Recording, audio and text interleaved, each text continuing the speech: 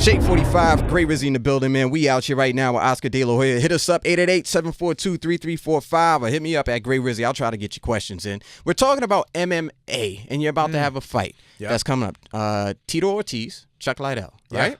Part three. Part 3.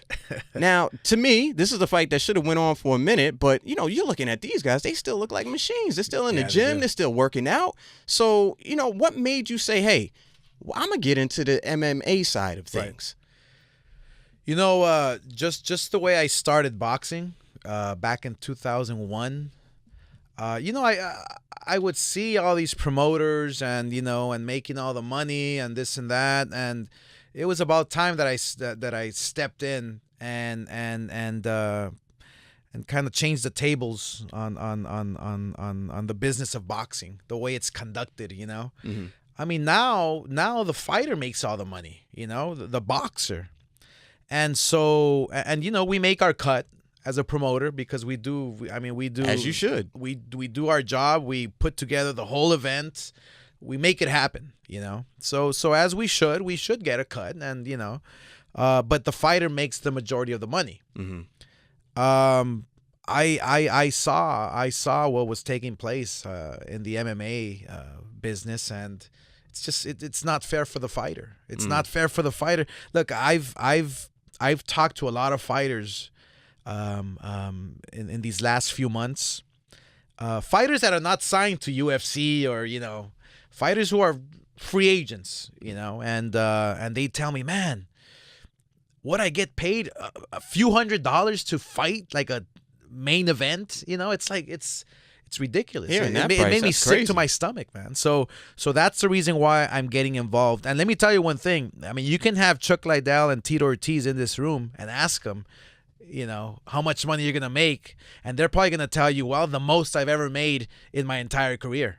That's saying a lot. So, yeah. Because they've had a hell of a career. So that's exactly why I'm getting involved in MMA is not to change the sport, not to compete against Dana White and the UFC and this and that. No, I just want to treat the fighters fairly and compensate them what they deserve. But, you know, Oscar, if we're being very real here, y'all are naturally competitive. You know, it's just in your DNA. So I'm pretty sure they're looking at the board and it's like, oh, shit, Oscar De La Hoya, Golden Boy is coming out. We got to step our shit up. We got to do it quick.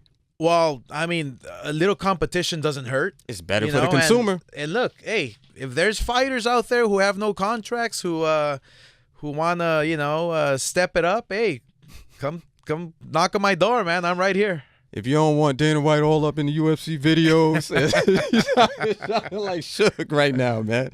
I want to get into this because obviously you're familiar with Eminem, and this is Eminem Station, Shade 45. But there's a lot, you know, he just dropped the album Kamikaze, and Eminem has been speaking a lot about a lot of people getting off some stuff off his chest, which maybe, in my personal opinion, I feel like he should have done in a, you know, maybe he's had every right to do that. Maybe he should have did it a little bit sooner. I think he actually had some restraint over the last couple of years. But as a promoter, man, how would you promote something like this? Because right now, Eminem has spoken. I think he's cleared out maybe about 5-6 people and put them on the board, put them on notice, man. How do you go about promoting your type of events? Like if you had somebody like Eminem and you're like, all right, everybody wants to step up and challenge this champ right here. How would you go ahead and promote that? You know what? In boxing, you know what I've learned. I mean, you gotta be authentic, you know. You know what I'm saying. I mean, there's as a fighter, there's a lot you want to get off your back, you know, and you want to talk all this smack and this and that, but it's the hurt business. I mean, this is the real deal, you know. It's like all the talking that you should be doing is inside the ring. You know, that's it.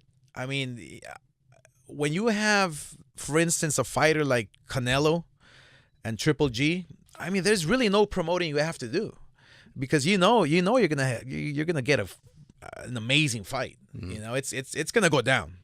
You know, and but yeah, this is the hurt business, man. I mean, it's like, you know, you can't be talking smack and this and that, and because in the ring, hey, you never know what's gonna happen there, man. It just gets people more pumped up. Oh yeah. I was talking to champ Andre Ward was here not too long ago, and I asked him. I said, "Hey man, what do you think about the sport of boxing right now? Like, for a while, some people were saying that it was going down. I think a fight like Canelo as well as Triple G that brings it up. And I'm also starting to see there's a lot more networks, a lot more platforms where you're starting to see more and more fighting.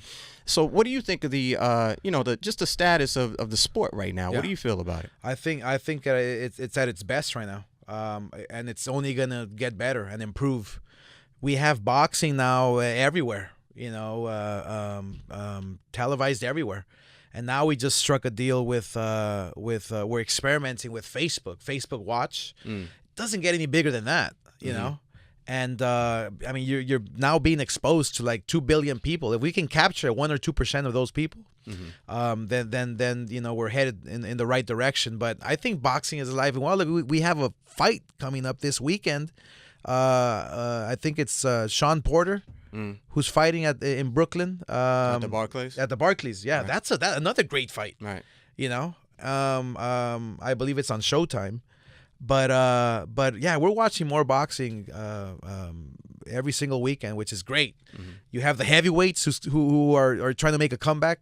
Anthony Joshua with my man Deontay Wilder, who I promoted right from the start when he jumped out of the Olympics, got him his first world title. I mean, he jumped ship. That's fine. I don't hold anything against him, but I want to see an American heavyweight champion, capture that world title once again and be the most feared man on the planet. You know, just like Mike Tyson did back in the 90s. There's I want to say over the last couple of years, and this is me, in my personal opinion, I got tired. I felt like Klitschko was fighting every damn weekend at one point because that's who they were promoting. But he was fighting nobodies. But he's fighting nobodies, man. And I feel like there's a youth movement, like you're saying, that's coming up right now, especially here in the States, through all weight classes. Right. How does somebody, because there might be a fighter right now that, they're in the gym, they're getting it in. They might have SiriusXM, Shade 45. Yep. How does somebody, what's the process for you when you find a fighter? Do you find them directly, the team, obviously? Does a fighter reach out to you? How does that work? A lot of times, I mean, we have scouts, and boxing is a small world, but where you find the diamond in the rough, you have to go and search for him. You have to go to the hood. You know what I'm saying? Right. You have to go to the barrios in East LA, in California. You have to go, to the hood, man, wherever you're at. Whether you're in the East Coast, the West Coast, you find them in the hood. That's and you have to walk the gyms. You have to get your hands dirty. And you just watch them, and when you see that kid, you have him. The raw talent. They may need to be coached up a bit, but there's certain there's something that's there that's recognizable right away. I was born to fight, man. I was born to fight. I know this game, when I promoted Danny Garcia and Keith Thurman and Sean Porter.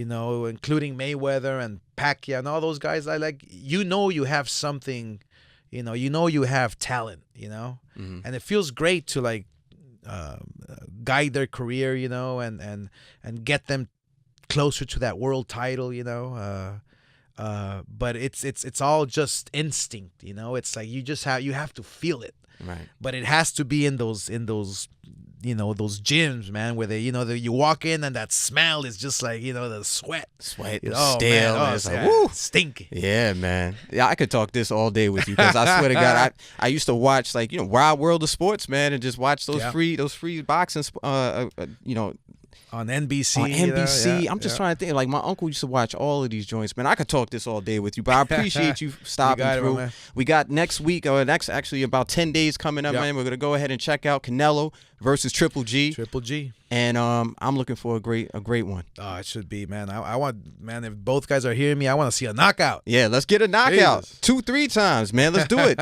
All the way up to the last round. Oscar De La Hoya, thank you so much for stopping through, man. How can everybody follow you, man?